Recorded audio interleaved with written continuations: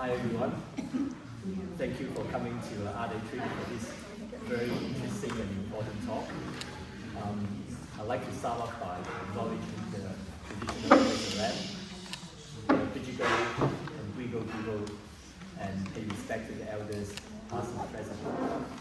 So today is a wonderful day for a conversation. The nice weather, so we're all sitting in comfort. But I've been talking to Sandy for quite a little while. Sandy is a fantastic photographer and also an artist, but she's been so busy helping all the other photographers in being a curator that she hasn't really had enough time to devote herself to her own artistic career. So I've been talking to her for a little while about having an exhibition to show some of her work and gradually, put her in the place that she deserves as an artist and photographer. So this is only the beginning of it. There will be lots more as we move forward over the years. So, and she decided to have this exhibition because with Barbara, unfortunately, Barbara cannot make it today. She went to the Curie knockout and decided, she decided to stay on. So, so today we're just going to have Sandy to talk about her work. But it's a great exhibition. Well, obviously it's photography, but Sandy decided to show a body of work which basically is speaking also to Barbara's work. It's about the First Nations community, and she did this body of work back in the 1980s. And it's been shown once before a long time ago at the Tin Shed Gallery, but it deserves to be shown again and deserves to be in a public institution. So to have this conversation with her today, we are very fortunate to have two people with us. We have Moshe Rosenzveig OAM, and Moshe has been fantastic for photography. He founded Head On and is still currently the artistic director, and every year the Head On Festival is wonderful for the public in terms of photography. So we'd like to thank Moshe for doing that for all these years. And also Catherine de Lorenzo, she actually opened the exhibition, and she's an adjunct professor at Monash University in art design and architecture, and she had known Sandy for a very long time, and she also have a lot of knowledge about the communities and so on. So I think it will be a wonderful conversation that we're going to have. So I'd like you to put your hand together to welcome all three of them.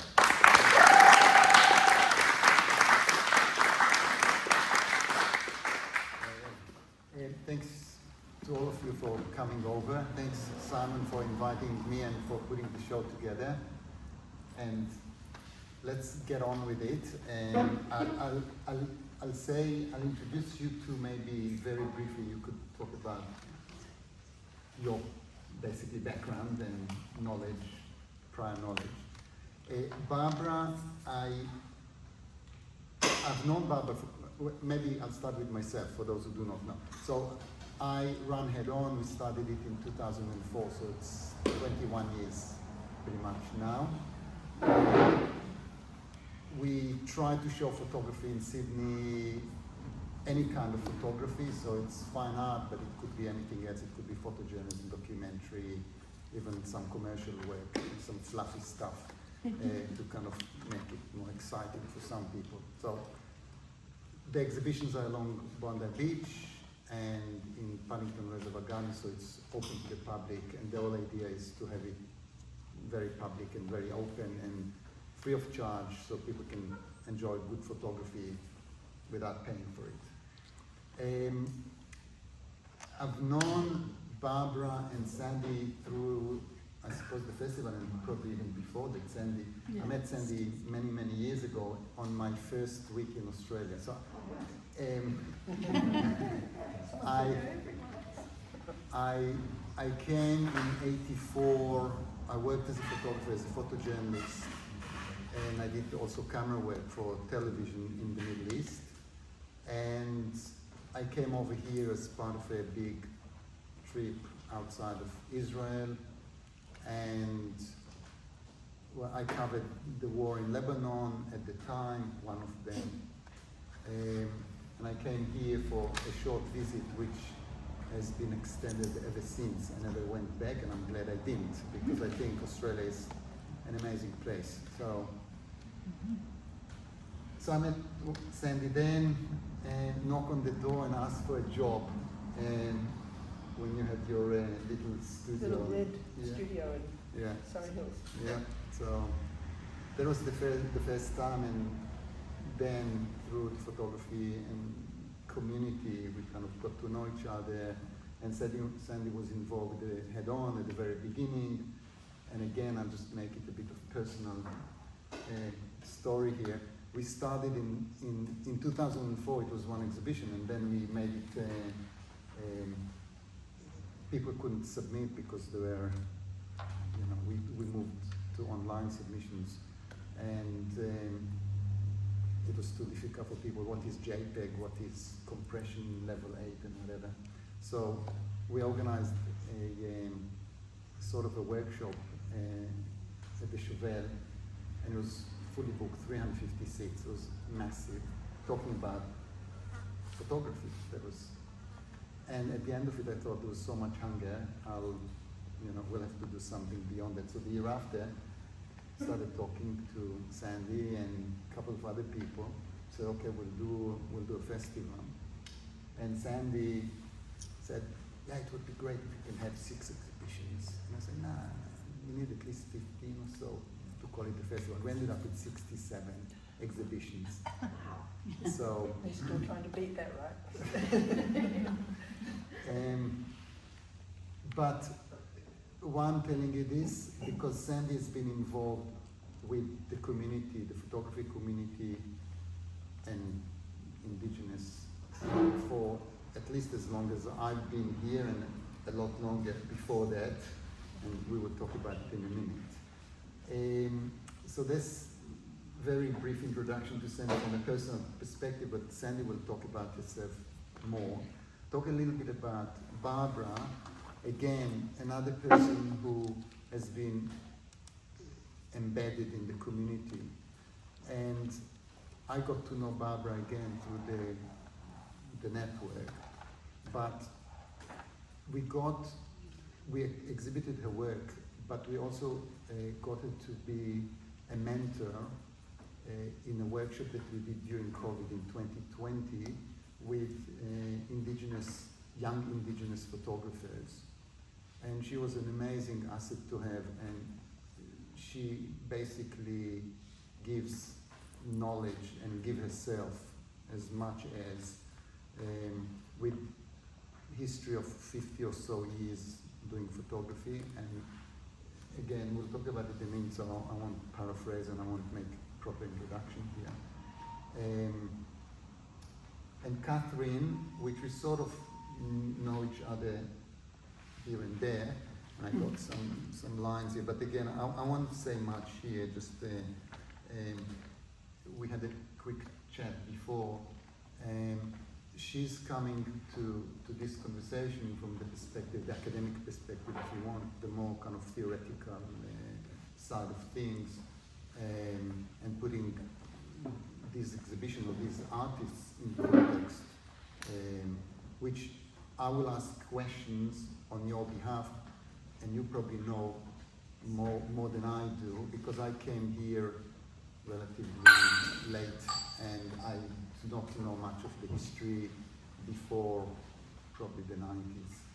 So we'll do that. All right. So let's get on with it. Now, if you want to ask a question, I suggest you ask the question as we go rather than wait till the end, so that this way we can keep it moving and not being sort of stuck and go back and forth in time. All right, so perhaps we'll start with you, Sandy, and we can let's talk about this body of work, how it came about, and how did you feel being invited as a non-Aboriginal person into the community and how it developed the relation, because we kept going back after that quite a number of times. Mm-hmm. So this was a bicentennial project, and it came out of AATSIS in Canberra, and a woman called Penny Taylor was in charge of the project, and she and whoever else was working with her, but she's the main name that is associated with the project.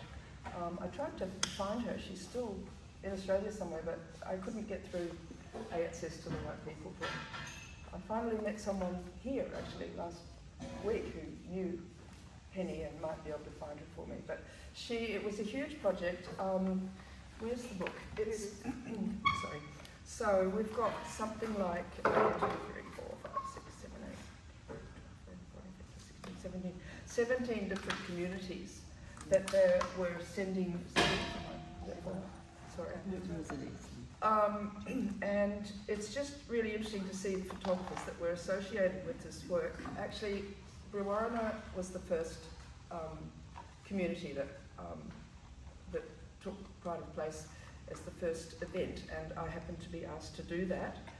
And so it was pretty special, and I'll talk about going to Bree in a minute, but other people that were on the project, Ricky Maynard in the Moonbird people in Tasmania, Jerry Orkin in Purfleet and Taree, John Rhodes in Yarraman, Max Pam in Bagot,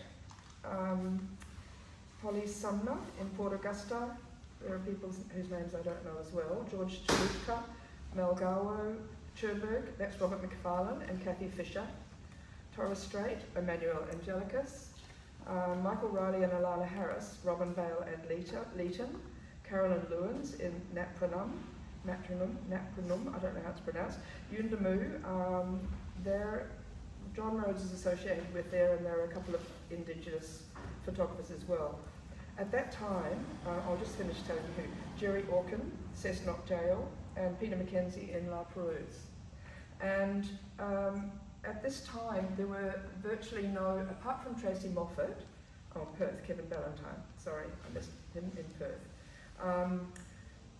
So they had assistants, and they charged, we were paid to do the job, and it turned out that the ones who were the assistants were not getting the same rates as the photographers, and so that was quickly taken on by the Australia Council, and it was changed so that they would get the same rates. And so there's quite a lot of fantastic photographers involved in this project, and it's a stayer. It's a really, really good. This is one of Max Pam's images, which he created and did the colorization on. So, yeah. Thank you. The book is after 200 years. Hold it up. The book is after 200 years, just what I was thinking. Yes. That was the project. That's the title. Yeah. Yes. I'm sorry, I missed the So context. the title is after 200 years. Yes. So this is it was for the bicentennial. The book had to be out by 1988, and it's got a beautiful review in there, which I thought it's in my copy. I'll read that to you later. It's really interesting reading that review, and it was yeah. Was it? I've got the same one. Maybe we've swapped books. I mean, no. Yeah. Anyway, it was a very. I think it's worth reading some of that review at some point. And so I had never had any experience, and I would say quite a few of those other photographers wouldn't have had experience of working in Indigenous communities, and it was like you learn on the job. And it was a very carefully researched project, but when I got my instructions, there were a list of 12 people in Brewarrina that I had to look up and take photos, and that was the only instruction I got. And so it sort of happened that I, as I went back, you couldn't do it in one life. If you went to Brewarrina once, you were a blow-in, and you needed to actually go more than once and keep going in order to be accepted by the community. And I mean, I don't know how many of you have read the information on the wall, but it's worth reading without me reading it to you now. It's about the history of Brewarrina and the way different tribal groups were put together in Brewarrina, but kept in separate, 3 separate areas, none of which was in the main town. they were all placed outside the town. The famous one where Essie Coffey lived, and her family still lives. That place was the newest of the new areas that were built, and there were about, I don't know, I'm guessing 20 houses there, and it was far enough away from the town for it to be a long walk in the hot sun. That's all I know, because I was given a government car at some point, and it was white, and you could see it coming like a beacon, and everybody would gather around because they might get a lift back into the town. But it was certainly an amazing area, Dodge City, and that's where Essie, who became very well known as an activist, and that she lived in an ordinary sized house with probably about 10 people living in that one house. I don't know how many of you have seen Essie's film, which is also made by Martha and Sarah, where she gets the family to walk out one by one, and they just keep coming out, and they line up. It's an absolutely beautiful scene. You can still see My Survival as an Aboriginal on NITV quite often. But anyway, so clearly Essie became someone that I wanted to get close to, and in the end, once I came out of the blow-in status, then I was able to eventually, Essie would come and stay at my house if she was coming to Sydney, and one of those occasions was when the Queen came to the opening of Parliament House, the new Parliament House, and Tiger Bales was invited and Essie was invited. They were the two people from New South Wales, as far as I know, were invited to go and meet the Queen. Tiger Bales refused to meet the Queen, but he received something from her, so he came to the house and received what he had to receive. And then Essie was absolutely fine. She wanted to go to meet the Queen, and she wrapped up her film in a black and white paper bag and gave it to her when she was introduced. It was just fantastic to see her. Do you want me to fill in a bit about the context behind Yeah. So when I was in the 1980s, I was juggling a succession of children coming into the world and holding down a full-time job teaching by this stage in the architecture faculty at New South Wales Uni. I'm an art historian and a photo historian, and I was doing my PhD. It took a while to finish the PhD.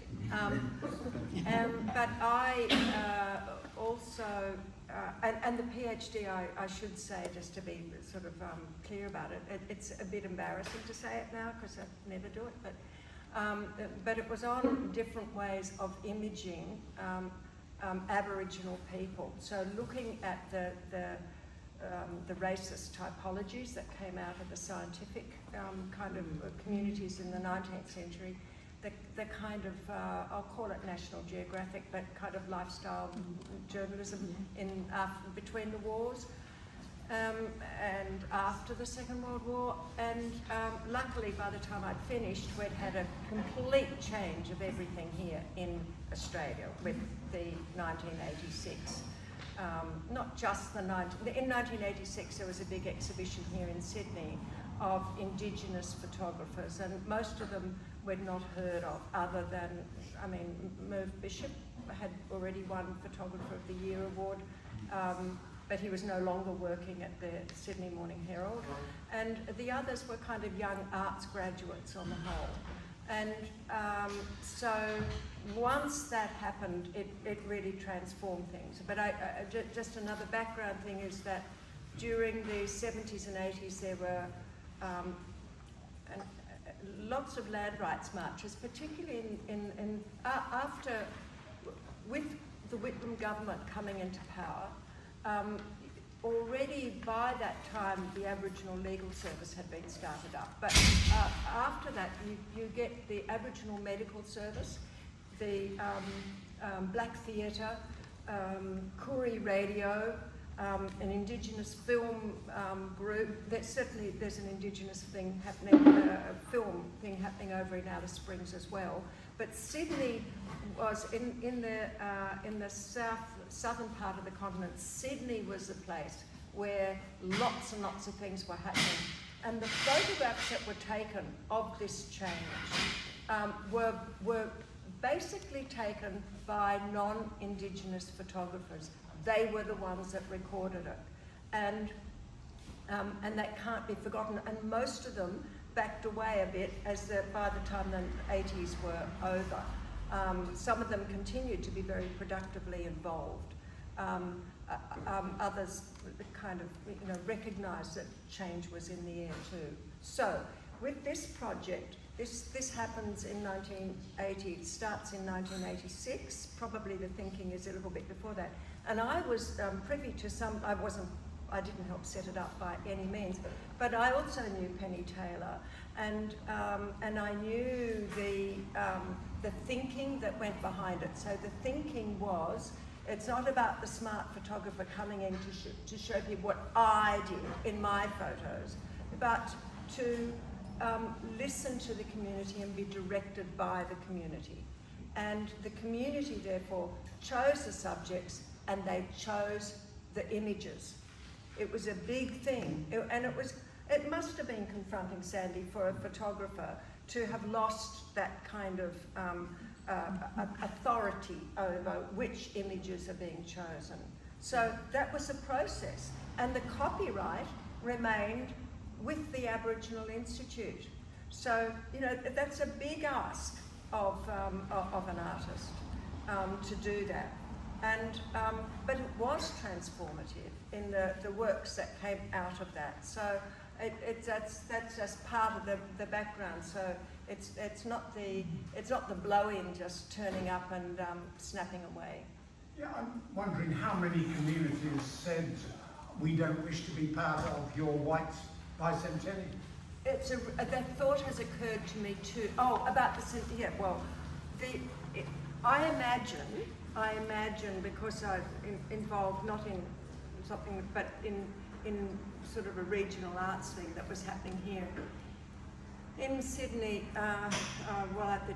For me it didn't happen till about 1990. But typically what happens, I think, is that the offer is sent out, is posted, and see what comes in, which communities want to participate.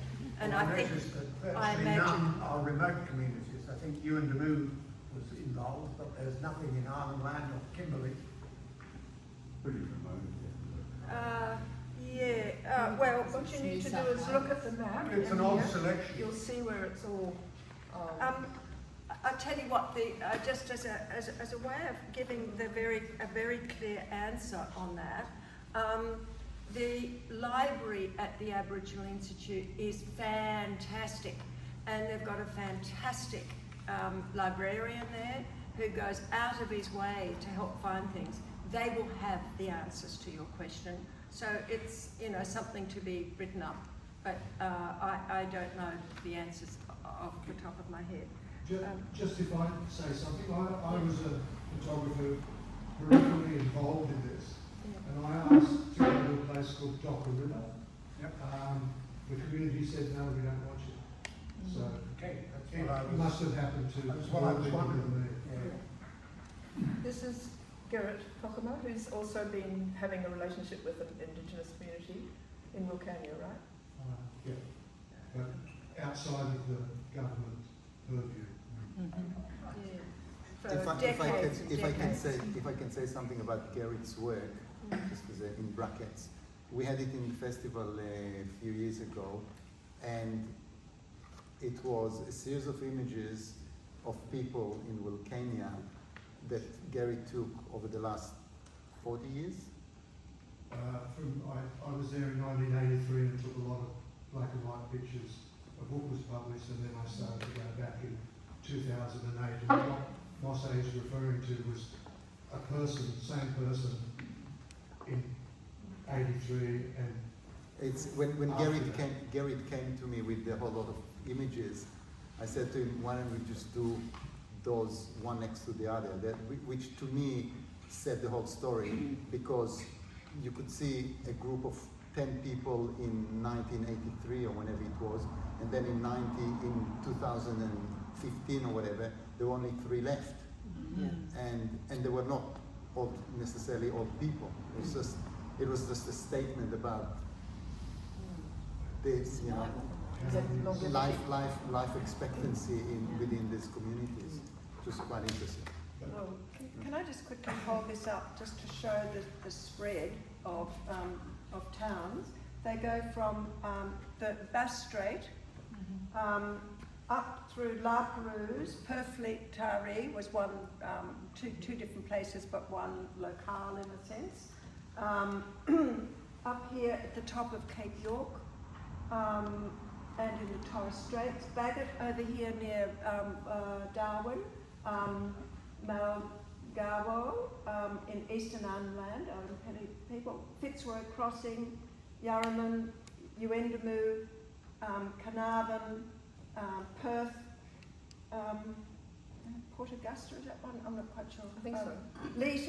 Leeton down, you know, so it was as national. It was a pretty national kind of representation. So anyway, Yes.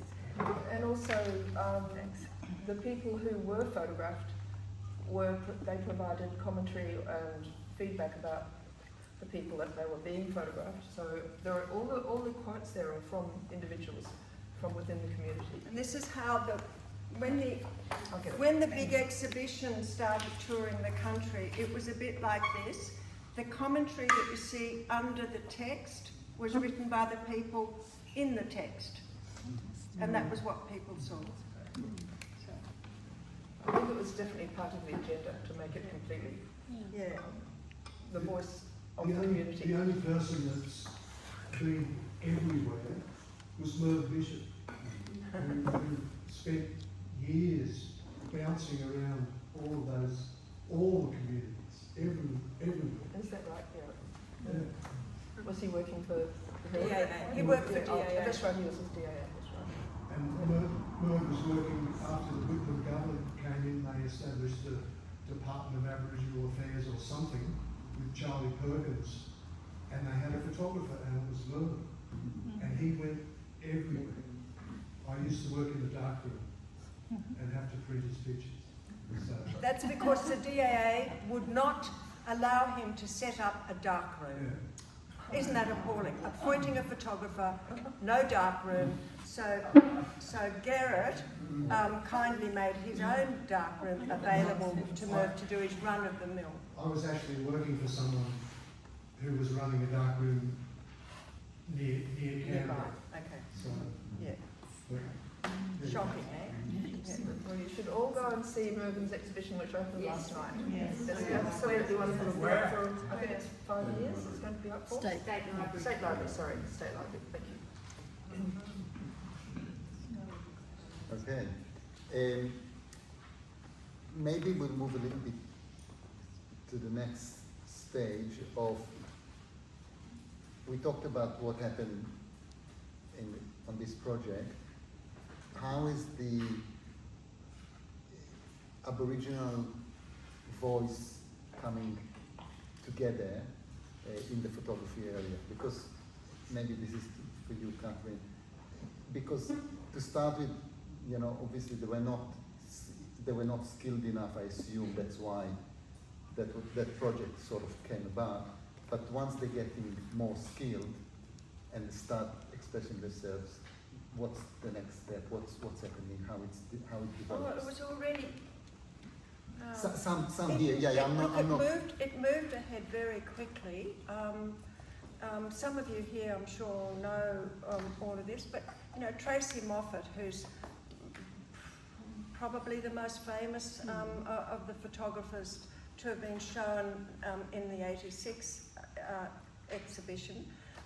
She was doing community work as a photographer in South Sydney and publishing stuff in that context.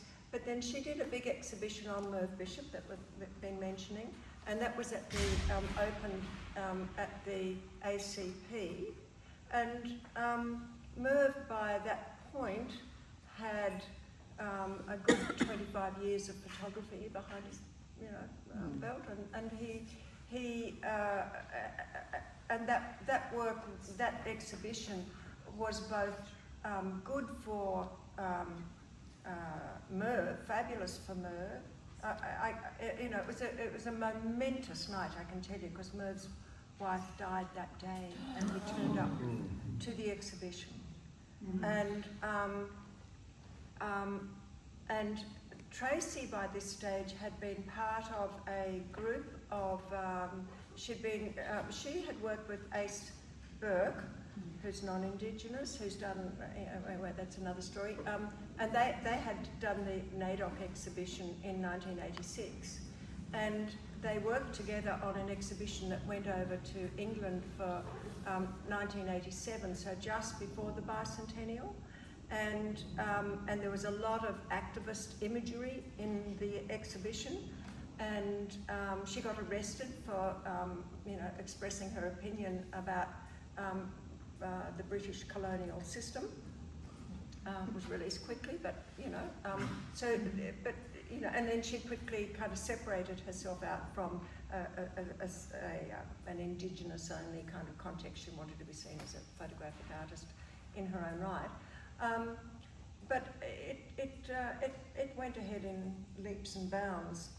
And Gary Lee, who's a Darwin-based photographer and was involved in this.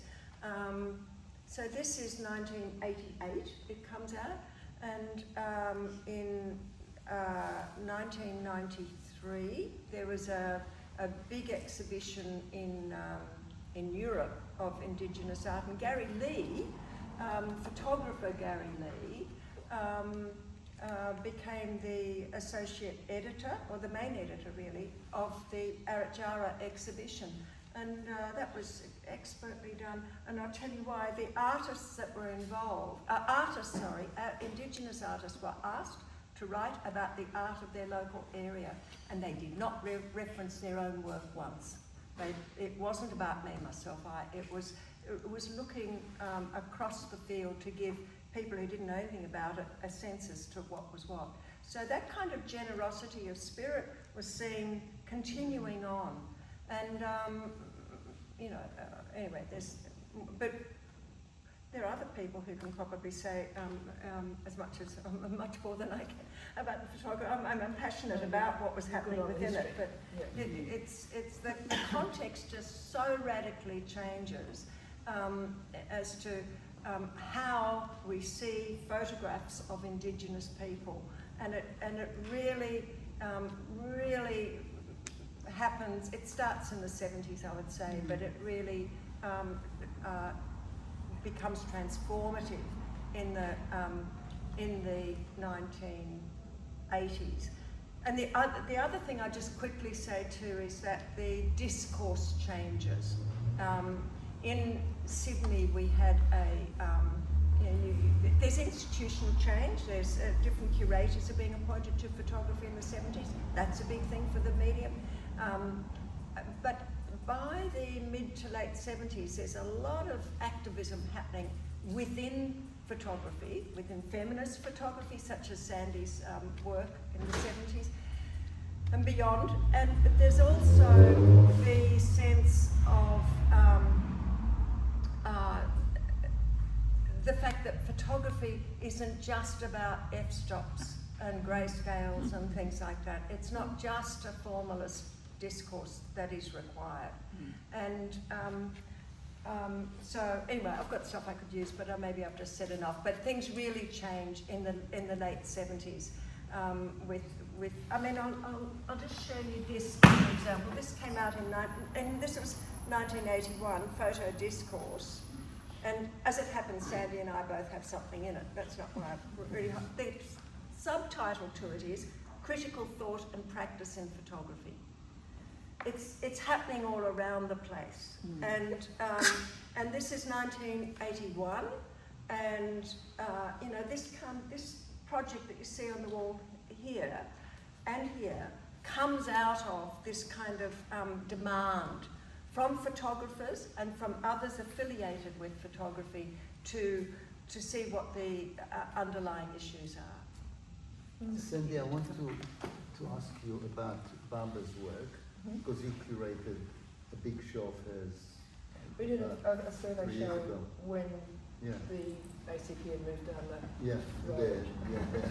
in a Oxford smaller Street, venue, yeah. but anyway, So, yeah, yeah, so- if you want to talk about that and, you know, the selection of work that you dealt with and Barbara's sort of input into it. well, we worked together. I had to sit basically first and talk to Barbara and find out her background, which, you know, for a long time I thought Barbara and I were the same age, but she's 2 years younger. And but we both came from very small towns.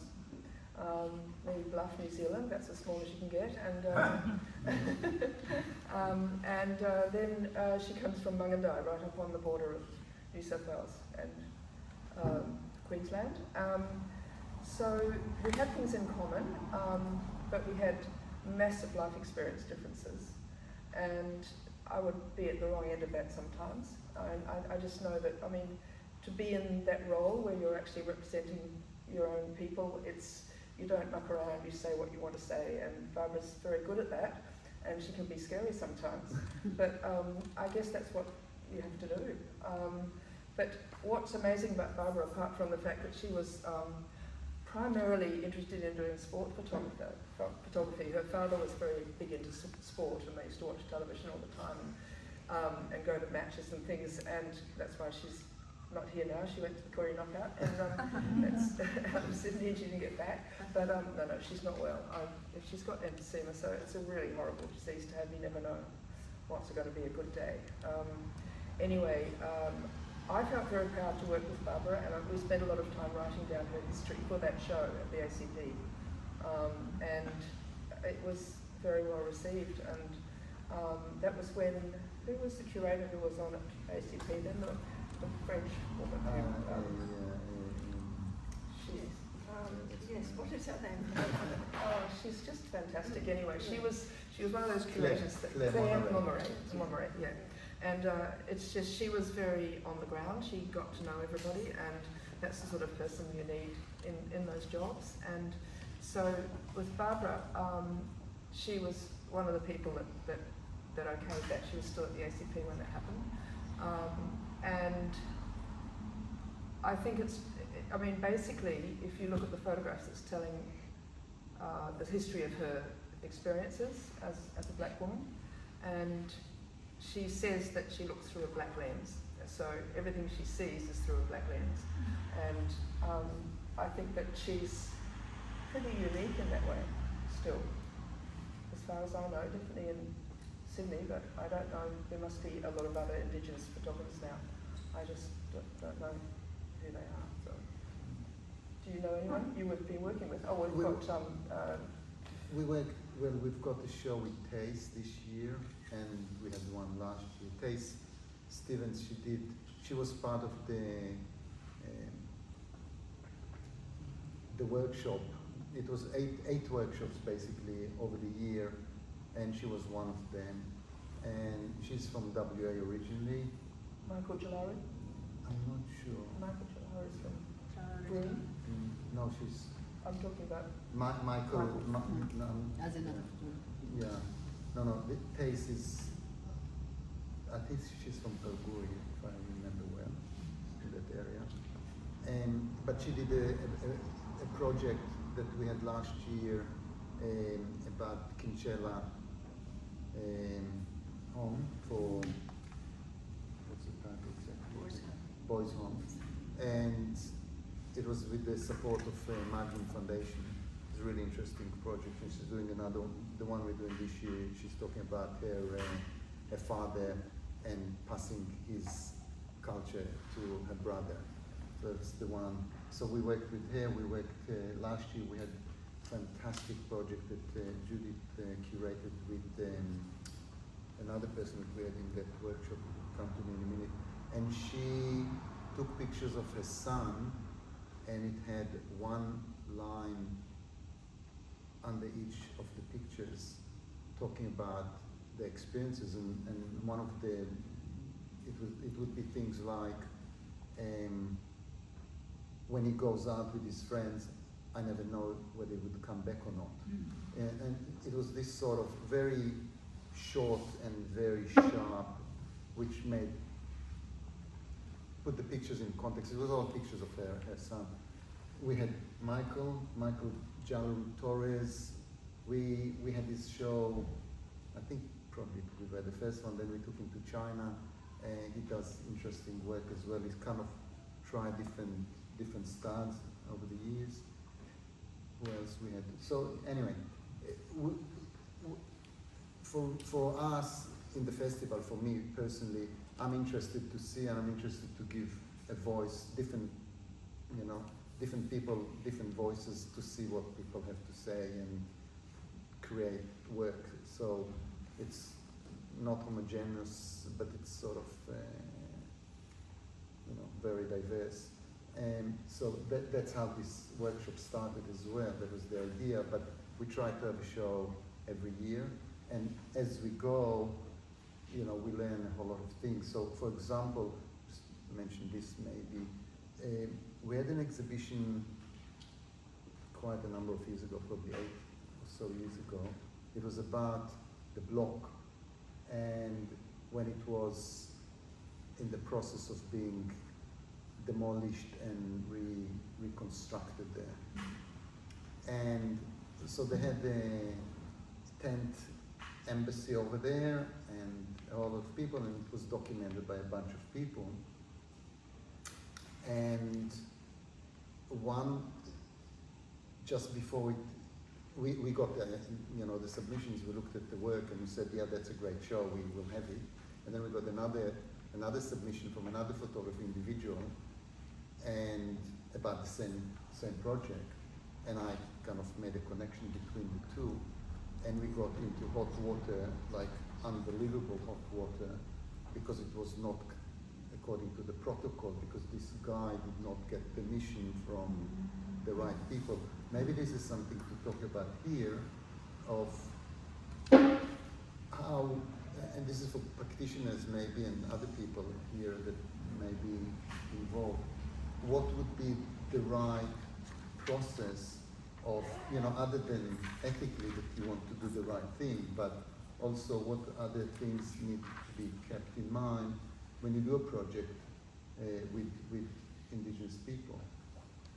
Can we hear it anecdotally about the photographs and the people in a storytelling way? Because we're kind of looking at the photos, Sandy. We'd love to know who we're looking at and your experience in that, setting that up and negotiating that, and in the terms that Moshe is asking. I went 14 times to Brig over starting 86 right through.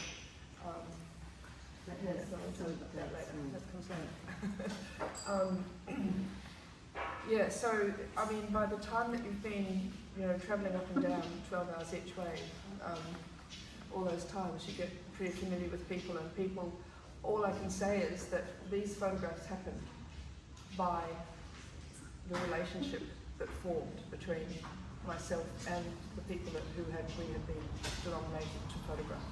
So we were guided by the community, but then I actually was surprised myself when I re-looked at these photos and realised how intimate they are. I mean, they're close, and that's the way I like to take photographs anyway. So that's one of the things that surprised me about how close can you get to people. You cannot get these kind of photographs unless they're perfectly comfortable in your presence. It's a process, it's a relationship, like any relationship, that's really at the centre of all photography. That's why I look at photographs with no people in them and they don't say anything much to me. I mean, unless obviously there's a reason for that, but I love photographing people and I love getting close to people. So that intimacy is through relationship, and what you realise in Indigenous communities is that they have far more children than white culture does, and therefore the family is centre of everything. Like, we have lost a lot of that in our own culture, and yet when you go into an Indigenous culture, you can't just walk in, you have to go through a process of being accepted and acknowledged. Yeah. Sandy, when you talk about community, is that sense of community achieved on a person-by-person basis? Or is there some sense where you get a meeting of the people that you're going to photograph and some sort of consensus comes out of the group? I mean, how is the sense of community established for you in terms of doing this work? It's one by one that the people that we were asked to photograph were involved in organisations, key organisations in the town. The reason that Essie features so much is that she was a very, very large presence in Brewarrina, and she, even though she nearly got to go overseas, but she finally, her last moment, she decided she couldn't get on the plane. She was scared of getting on a big plane and going off to it, but she had been invited to America for something, and she was really, really struggling with it. In the end, she decided she couldn't get on the plane. But Essie and her family, and there's her daughter Ruby. She's really the stand-in for her mother now in terms of her being. She turned up at one of there was a whole set of films at the Art Gallery of New South Wales showing Indigenous imagery, and Ruby came on and introduced her mother's film. Martha and Sarah and Essie came to an agreement that it was Essie's film, even though Martha and her worked together on that. And it's still being played on NITV regularly, and so that's a very successful film. And so most of these people, I would go and chase the person whose name it was. I would find out where they were. Sometimes they were in an organisation, sometimes they were in, there were 3 different areas in Brewarrina. Dodge City was one of the roughest ones, but maybe not. No, there was Barwon 4, because people were moved from one reserve to another in New South Wales. There's a long history with that. And that Barwon 4 was, there's a photograph I was going to show. I'll get it later, it's at the back, but it's, this one. This is an example that actually the Age asked me to go and take this photograph. It was about, I think Essie decided to contact someone in Melbourne about this at the Age, and I was asked to take photos. And there were very few houses looking like this, but they were there definitely when I was taking photos.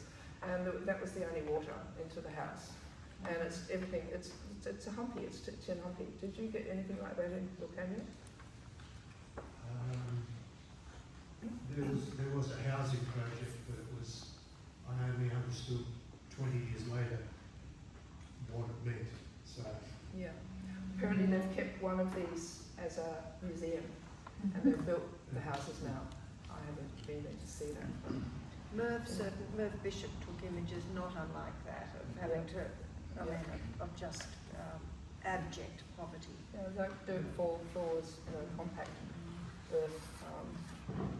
And anyway, I mean, it's shocking, and yet amongst all of this, you get this amazing family connection. And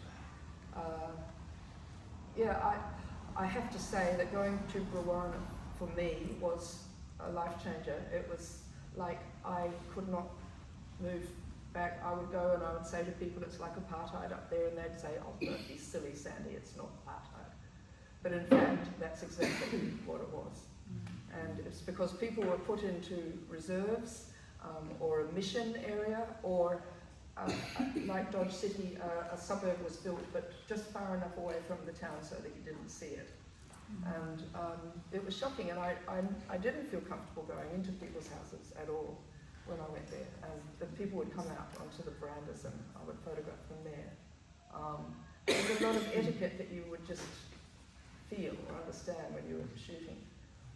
Yeah. I mean, you just have to, a lot of the time, walk. I found walking, because if you're in a car, you're isolated and you're in a car. Whereas if you walk somewhere, you keep meeting people and they say, well, what are you doing? And then that's the opening of a conversation. Can I take a picture of you? So it's a really different. Well, I was given a government car, a white car, and people could see this coming from the distance.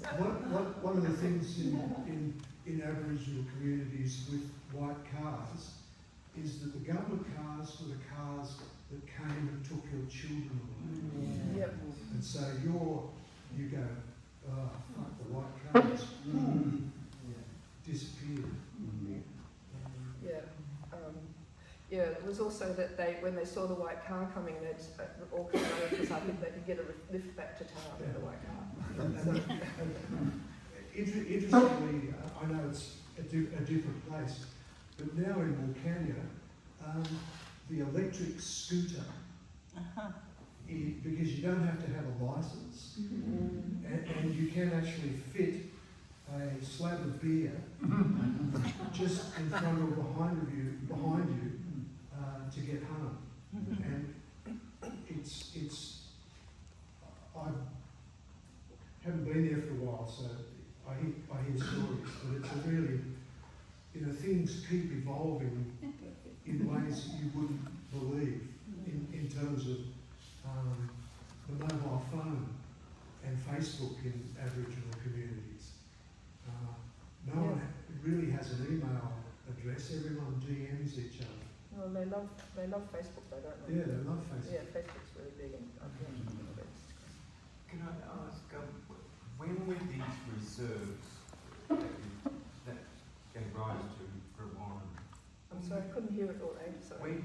When were those reserves established in Rwanda? It's probably in the book. I can't remember the exact dates, but I mean it was well before I got there. I mean there's a whole history behind that. I can't answer it.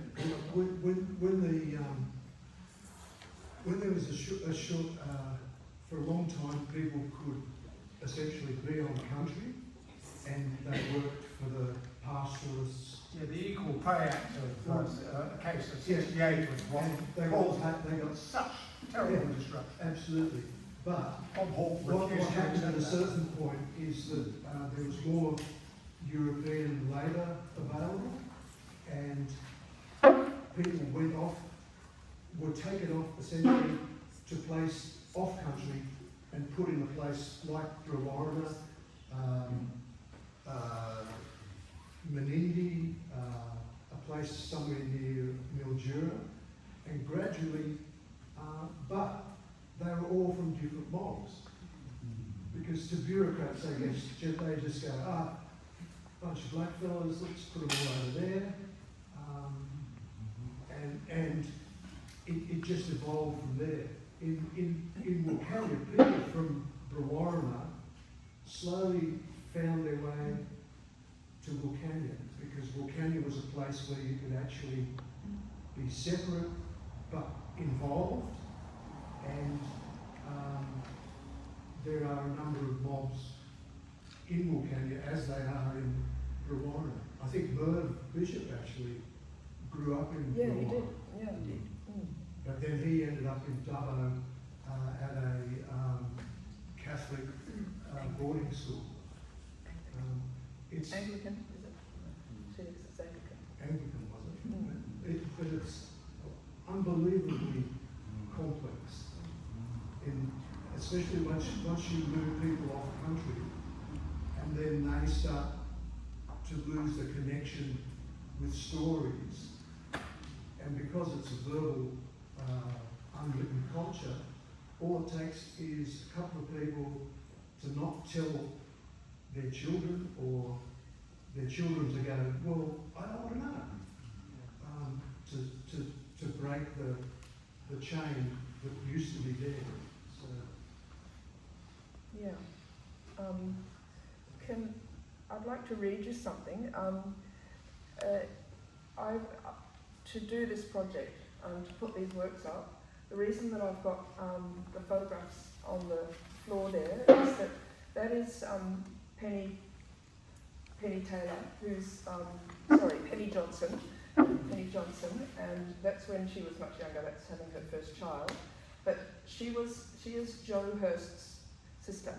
Joe, some of you would have known, and he and I, after this bicentennial had passed, in 1989, Joe and I put an exhibition on at the Chinchets Gallery in Sydney University, and it was a really successful exhibition because Joe actually built sets to more or less reproduce some of the situations that you would find in Brewarrina. So a bow shade, for example.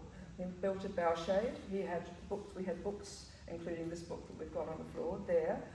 He painted beautiful silks of because you know Brewarrina is the site of the famous fish traps, and it's a heritage place, and it's the Barwon River, and in fact has been some change in the position of the rocks there, but it's all been designed, but it's one of the oldest living treasures in Australia. And so Penny and Joe, that's why I met both Penny and Joe, and then Joe would used to live in Sydney some of the time and then go to see his mother up there.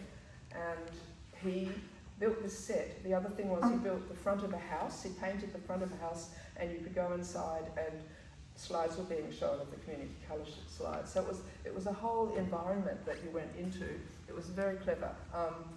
And the only thing happened bad was that it rained heavily one night and the tin sheds wasn't properly sealed. And I had to take all the photos off the wall out of their frames and take them and wash them again and dry them again overnight. I'll never forget that.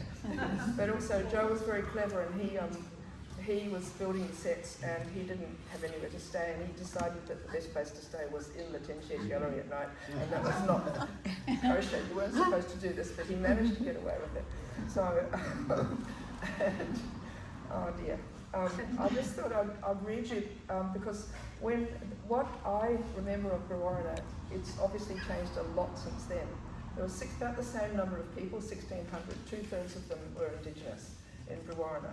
And anyway, but according to Penny, this wonderful woman who helped me with this exhibition, she decided that she's been filling me in on how things have changed there. And some things have changed and some things haven't. It's really nice little information she gives us. When we did the photographs at the bicentennial, it was also, there was so much political action going on. It was a really political time. And there were so many demonstrations. And Brenda Croft also was photographing, by the way, at that time. And so it's just really interesting to see what, apparently Walgett and Burke are two very rough towns still, but not so badly in Brewarrina. You get different reports, but anyway, so what she said, what has changed in Brewarrina since 1989? Lots of things have changed. Political activism has dramatically changed. In the 80s, Aboriginal people had a fire in the belly, fighting for causes that impacted our lives. Black deaths in custody was a prominent issue. For example, the death of local man Lloyd Boney in custody in Bree, which brought this issue close to home. People were willing to get out on the streets and protest. Protest has diminished. One of the last protests in which we won was against the Aboriginal Housing Office, who wanted to take control of newly built houses that the Bree Aboriginal Land Council owned. That was in 2001. Another was protesting the new fishways that were installed at the weir about 12 years or so ago. It was a divisive issue in community, with the claim that they would be more environmentally friendly for fish migration. Unfortunately, the fishways were installed, and the death hole, which is in that image on the wall where the boy's diving, it's called, I didn't know it was called the death hole. Remember, yes, anyway, it does not exist anymore. The death hole does not exist because they rebuilt the stones. There were fledgling autonomous organisations including housing, legal and medical services. Bureaucratic processes and policy shifts of government over the years helped to undermine the successful sustainability of community-controlled organisations. The New South Wales Land Rights Act 1983 was finding its feet at this time. Again, this legislation has been watered down over the years. The Bree Local Aboriginal Land Council has the oldest unresolved land claim, lodged in early 1984. Native title has contributed to this and has been divisive in our community. Many people, countless in fact, including our prominent pioneering leaders, have now passed. I feel optimistic, however, that in 2025 we have new leadership coming through. It is a quiet renaissance, younger people in their 30s and 40s who are articulate, bright people dealing with many of the issues that faced our community when you were here in Bree. They bring much to the table with their experiences, and I think they will be impactful.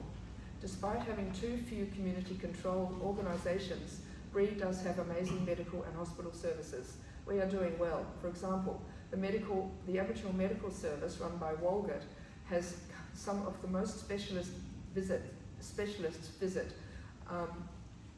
our community every week, some of the best in the Southern Hemisphere. We have a dental program that comes to Bree every few months, rolled out by Charles Sturt Uni. Our hospital is a multi-purpose hospital that has an aged care facility attached and has technological services that connects us to doctors over video cam, etc. The Royal Flying Doctor Service also connects the sick and injured to Dubbo. I'd rather be sick in Bree than in Dubbo to get the help I need. Dubbo's experiences are very long wait times. There are challenges there in Bree, but it seems to be a much happier community. I want to be in Bree, not live in Walgett or Burke, for example. Bree faces many challenges that face many communities in our regions and in our cities. Penny thinks that would be the river, it could be the river which has special healing and makes Bree a special town. We do have our challenges, but it feels like a calmer town. There's a decline in sports. I won't go into that. After 40 years, we are still maintaining the same population. It's around 2,000, it was 1,600 when I was there. 2,000 people across the Shire. Like many communities in the regions, there has been economic decline. Anyway, that's probably a bit. I mean, I was pleased to hear that there's positive changes there. That's all. I haven't seen that for so long. Who wrote that, Sandy? Sorry? Who wrote that email? Penny Johnson, who's Joe's sister. They've got different That was names. when she was young, wasn't Yeah. Yeah, you can hold it up. Penny's on the left-hand side. It's Penny. Any other questions from anyone? No more questions? Sandy, anything else you want to say?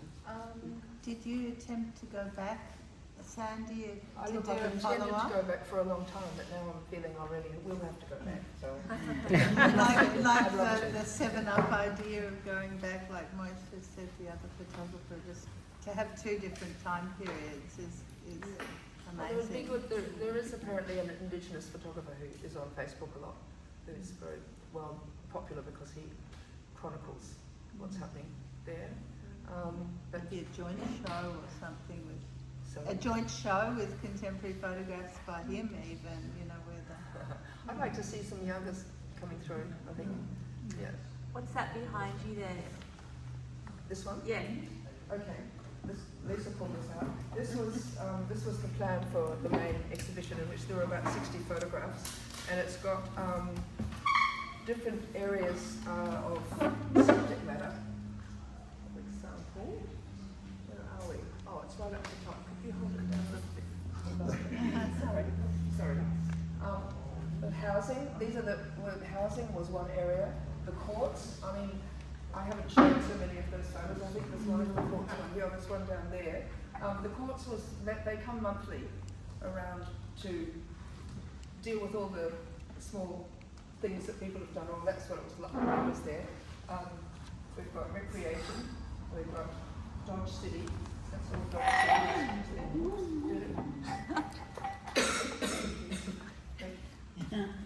We've got festival, they have an annual festival, and that would be partly protest.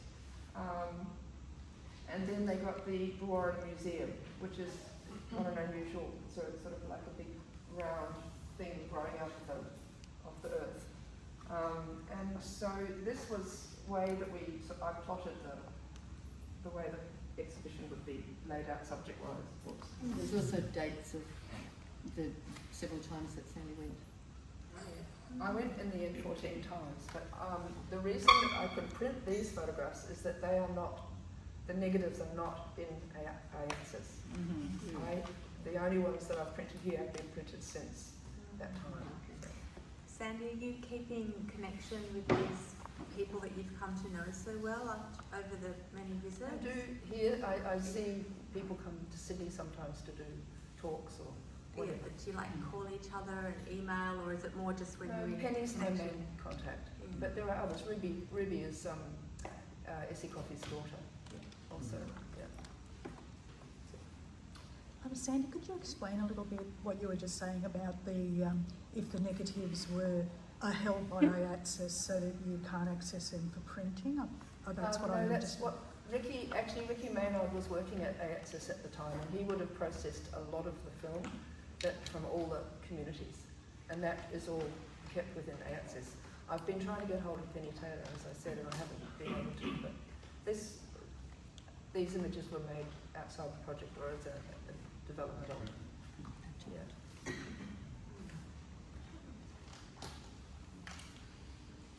It was obviously, I think, the intent behind the IATSIS ownership of the negatives was to shift the balance that had existed and to acknowledge the rights of Indigenous communities to control how their images would be used. It doesn't mean there's any censorship or anything, or I think anyone who has a need to get some of those images, I'm sure, could approach the institute and take it from there. It's not that they're out of bounds. It's a way of signifying a really major cultural shift. I've got one quick question. I got a body of work. I did the Aboriginal convoy, bicentennial convoy from Darwin to Sydney. I got a whole body of work in my archive, and I've tried to find a place because obviously, white fellow institutions like the National Library, whatever, they can't take that material, too sensitive. So I'm not sure. I've tried to find someone where I can deposit. It's a very important document. And it shows this complete journey from Darwin with this message stick, right through the desert, right through to Sydney, and then marching down George Street. I've been a goosebumps. I don't know what Sandy will say or Moshe, but I'd say two organisations to think of. One is the State Library. It arrives in Sydney, so Sydney could be somewhere in Sydney. Right now, a year or two ago, I would have said something about the Art Gallery of New South Wales. They've got financial issues, as have all the cultural organisations. That's one thing. The other is try the Aboriginal Institute. I'm assuming that you're not Aboriginal. Is that correct? That's correct. Well, don't assume that you don't have any right of entry there. Okay. Take it to them and let them see what's there. Could I respond, Peter? I actually saw a call out from the State Library of New South Wales for their Indigenous collection, and indicating they wanted Indigenous authored images and Indigenous records of no, it didn't specify they had to be by Indigenous photographers. It was about communities, it was about historic events, it was about the record that is not in the library being rectified. They have a budget for it, and they had a call out. State Library of New South Wales. In the last year. Do you have anything to add to that, Sandy? Could I just ask you, Sandy, you said 14 times, over what period of time was that? Just a year or 2 years? I think it was 14 visits altogether, and that would have, there's a lot of legs there. I haven't actually added them all up, but yeah. It just seems, like you said, how long it takes you to get there or come back as well. Yeah, life moves on. Life moves on. I mean, that was over 2 or 3 years. Yeah, I was really busy doing other things by then. I'm just interested. It's a huge input by you. Yeah.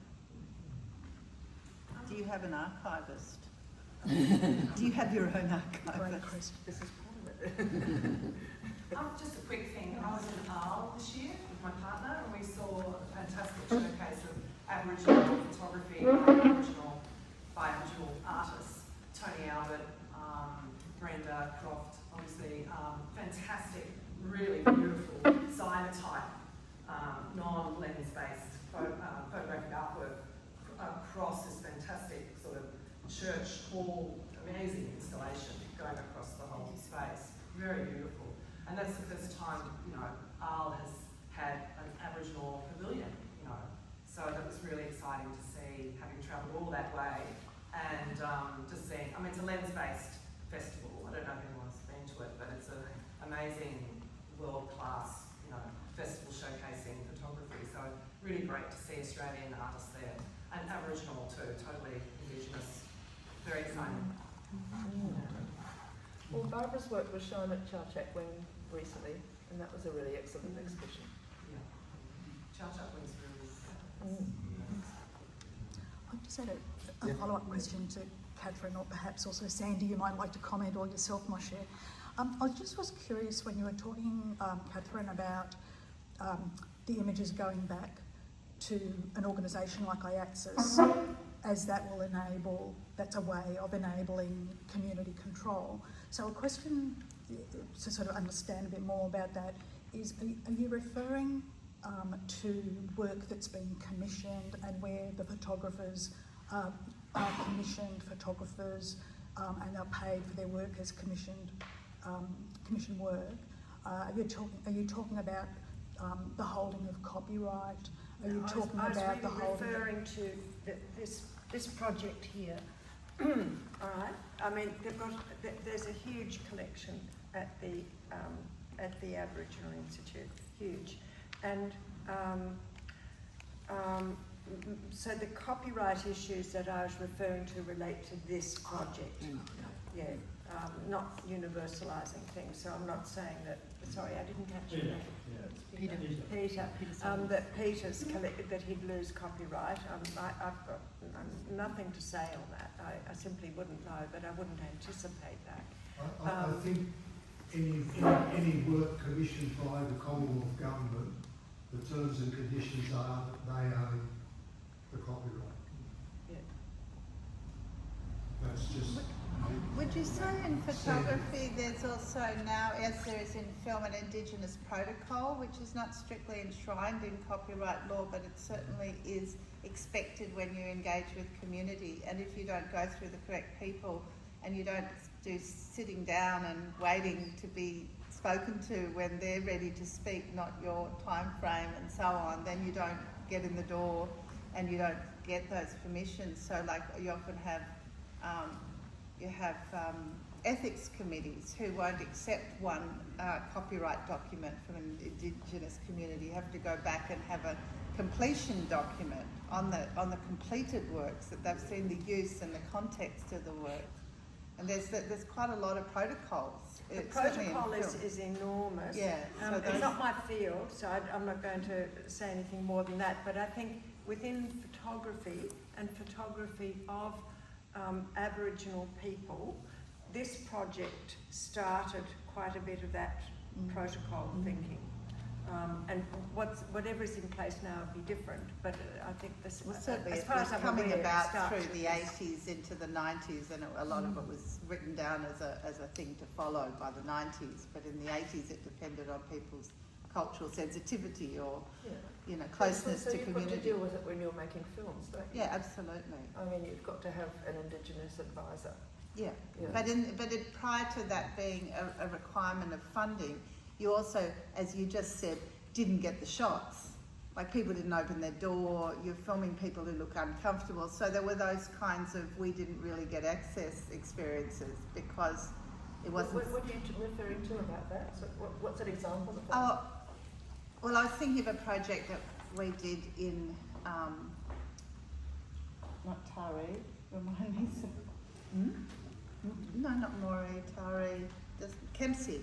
We did a project about Robert Campbell Jr. And it was funded by the Australia Council through Community Cultural Development.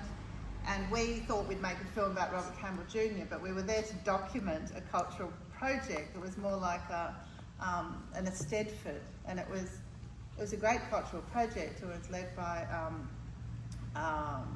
a bunch of Indigenous cultural curators, and Gail Marbo was one of them, Madeline Blackwell, who's not Indigenous, and there were at least one or two other Indigenous people. So that was a great project, and we were there filming that and recording it, and certainly there was permission for that, and the community wanted that documentation.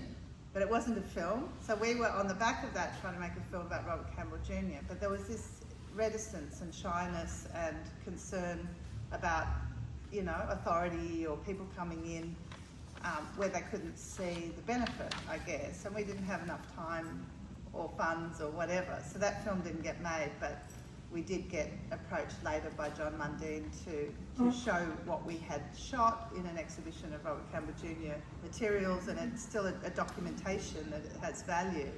But it was a kind of missed opportunity at that time. But I guess Bob Campbell had already passed away, and his community and his family were vulnerable, and it seemed to lack the central character, you know, in some ways. So it wouldn't have been easy.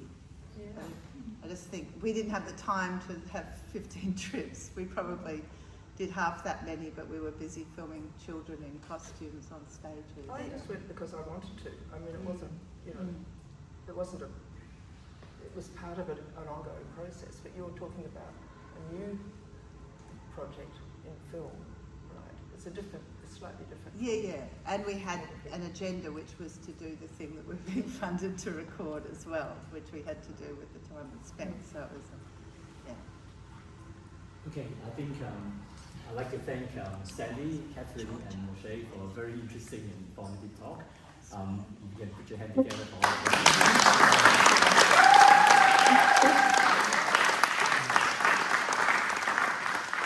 We can continue a private conversation with each one of them. And if you want to support the artists and want to acquire one of the works, then you can chat with me. Thank you.